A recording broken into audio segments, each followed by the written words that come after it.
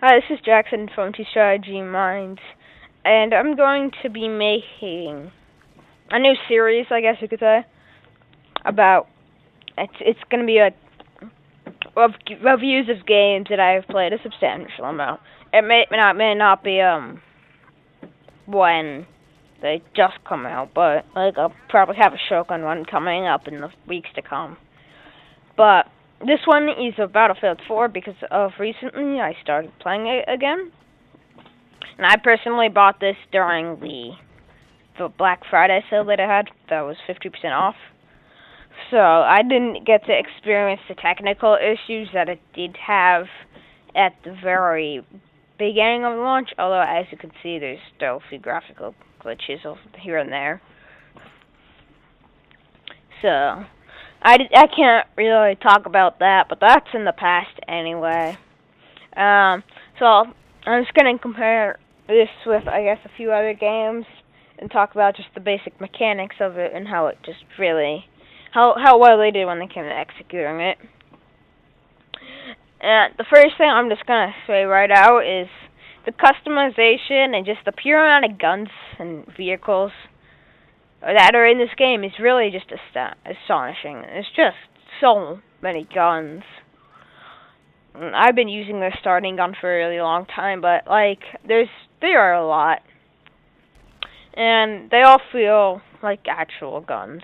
Like you can die pretty quickly. There is regenerative health, but I mean 3 shots for a lot of the guns can take you down, which is actually pretty awesome. But not a lot of games do that. But that's the gunplay, and it is really awesome. But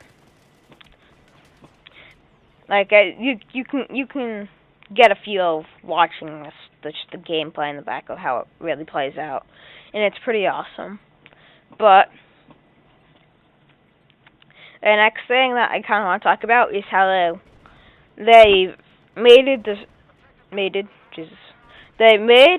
the squads a lot more. I don't want to say enforced, but like use them a lot more. Like there's a lot of new mechanics that they added within the squad. Like there's always been the squad leader, but they never really had the ability to do much. But like now the squad leader can target specific objectives for the rest of the squad to go and attack.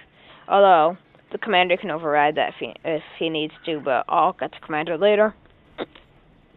And the squads themselves, it just seems like the people in the squads just tend to work together more. And I guess that's kind of weird to say, but it kind of is true. It's just you work together with your squad a lot more, and it's really effective if you get into a good position and some of your squad members are there and you can spawn on them. And it's really neat. And speaking of spawning, that's gonna bring me to the next thing that I really kind of want to talk about. And this is really when the pros to the game start to come to an end. Is the spawning in this game it's really bad. The spawning and balancing is going to be the next thing I'm going to talk about, but I'm going to do spawning right now. You'll get spawn killed so many times, you're just going to end up rage quitting if you play for more than 3 hours. Like, I've never really played more than, I think my record was like 4 hours until I rage quit from being spawn killed. And it's just really annoying. And I can't really show you because the footage that I'm showing right now doesn't have any spawn killing in it. But, not much. There's one near the end, which you may not be able to see. But it happens so often. It just makes you so mad. And then there's the balancing, which is a little bit better than the spawning points. But it's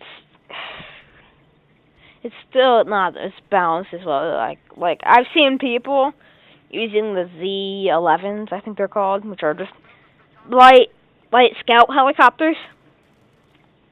and using them as like attack helicopters with like heat-sinking missiles and everything like that, which I'm pretty sure is not how they're intended to really be used.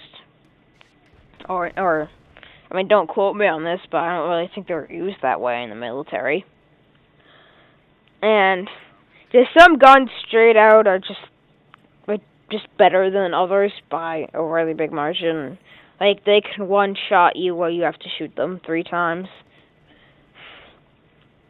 And, yeah. Just generally, luckily, there is a, server filter thing that allows you to kind of rank the servers so that higher levels don't join. I believe that's what that filter does. But if you end up playing with a bunch of high-level people, you're gonna end up getting really pounded. It's just really hard, and when you start playing this game, it's gonna take you probably over 30 hours or about that time to get your kill-to-death ratio from below 1 to above, because the people that have been playing this game for a lot longer are gonna have better pretty much everything.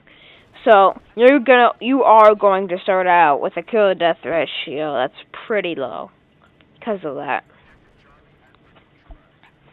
But I need to get to the commander.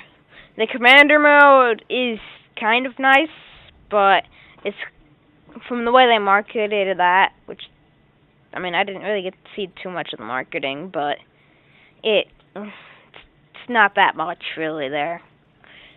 It's boring, I guess you could say. Like, just commander mode just in general is boring, which is not something I want to say. Like, you can give your squads commands, but most people actually don't even get to follow those anyway. You can drop in supplies, but people use sometimes. What else can you do?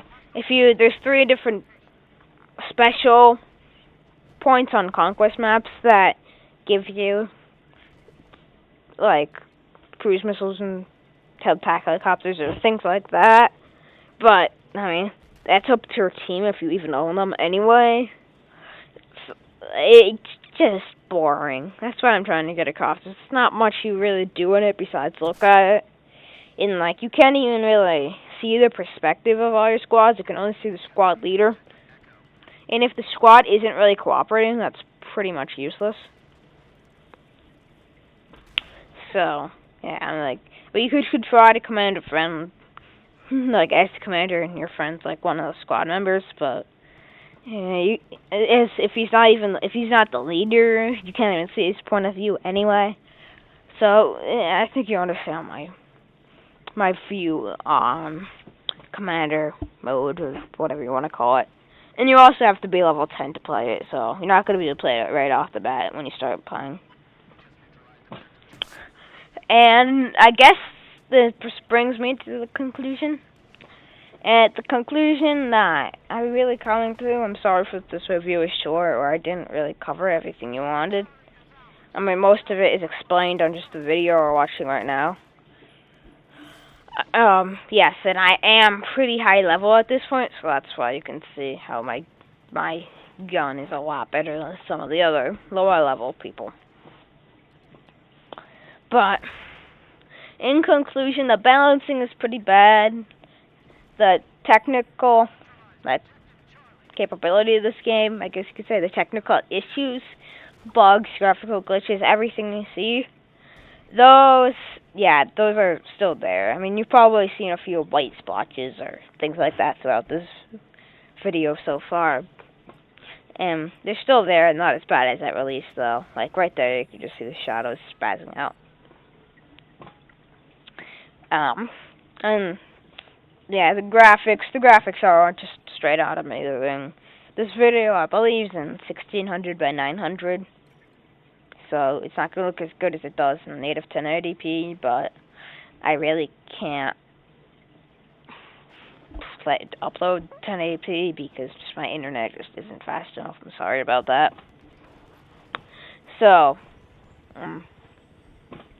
But the graphics are really good. You can look up separate graphics videos. So I'm just gonna say that it is amazing. So yeah. In conclusion,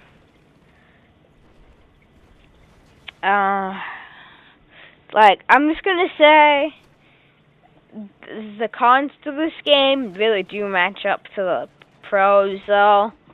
Like, I'm not really gonna recommend this game unless you're really desperate to play a first-person shooter, which for my audience probably isn't. But if you come pick it up, well, there's a price drop or another sale on Origin for like $20. That's definitely a steal. Although I can't recommend the premium package or any of the DLCs or anything like that at this point. So yeah, if I had to give it a rating, I would say 3 stars, although that's a little bit deceiving, as you should probably just listen to my conclusion statement if you really want to know to buy the game. But it's up to you. You already heard what I said. Personally, no weight, but if you really like what you see on it, I mean, just go and buy it. And I'm only here to inform you. You're the one that makes the decision. So, yeah. Just remember to like, comment, rate, and subscribe. And have a nice day.